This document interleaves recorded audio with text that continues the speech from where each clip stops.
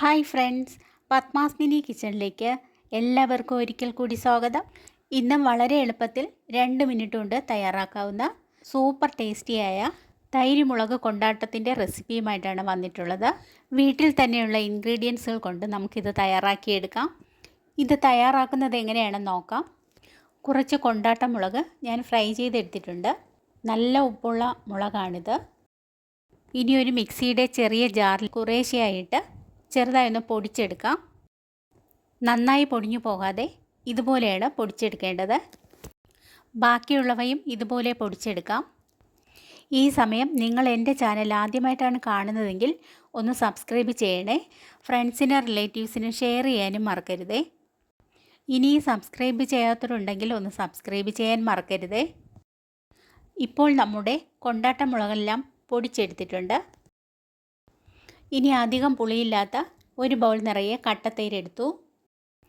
ഒരു വലിയ സവാള ചെറുതായി കട്ട് ചെയ്ത് ഒരു ബൗൾ നിറയെ എടുത്തിട്ടുണ്ട്.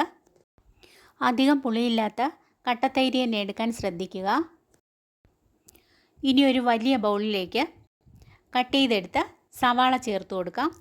ചെറിയ ഉള്ളിയേക്കാൾ സവാളയാണ് ഇതിന് ഏറ്റവും നല്ലത്.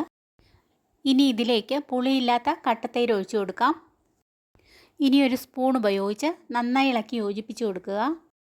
ഇപ്പോൾ തൈരും സവാളയും നന്നായിട്ട് മിക്സ് ആയിട്ടുണ്ട്. ഇനിയാണ് നമ്മുടെ പ്രധാന ഇൻഗ്രീഡിയൻസ് ആഡ് ചെയ്യേണ്ടത്.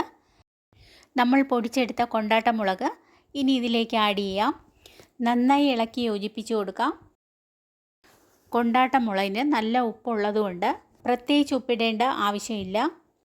ഉപ്പ് കുറവാണെങ്കിൽ മാത്രം ചേർത്ത് കൊടുത്താൽ മതിയാവും. ഇപ്പോൾ എല്ലാം നന്നായി മിക്സ് ആയിട്ടുണ്ട്.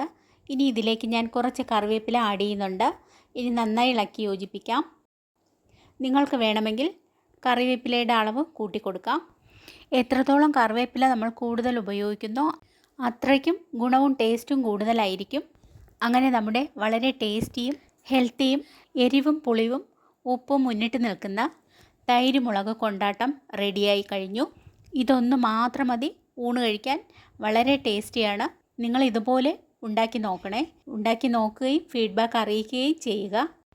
ഈ ചൂട് സമയത്ത് ഇതുപോലൊന്ന് ഉണ്ടാക്കി കഴിച്ചു നോക്കൂ. തീർച്ചയായും നിങ്ങൾക്ക് ഇഷ്ടമാകും. എത്ര കറികളുണ്ടെങ്കിലും ഇതൊന്ന് മാത്രം മതി കഴിക്കാൻ. എൻ്റെ ഈ റെസിപ്പി നിങ്ങൾക്ക് ഇഷ്ടമായോ? ഇഷ്ടമായെങ്കിൽ സബ്സ്ക്രൈബ്, ഷെയർ, ലൈക്ക്, കമൻറ്റ് എന്നിവ ചെയ്യണേ. ബെൽ ബട്ടൺ കൂടി ക്ലിക്ക് ചെയ്യണേ. നിങ്ങളുടെ അഭിപ്രായങ്ങൾ കമൻറ്റ് ബോക്സിലിടാൻ മറക്കരുതേ.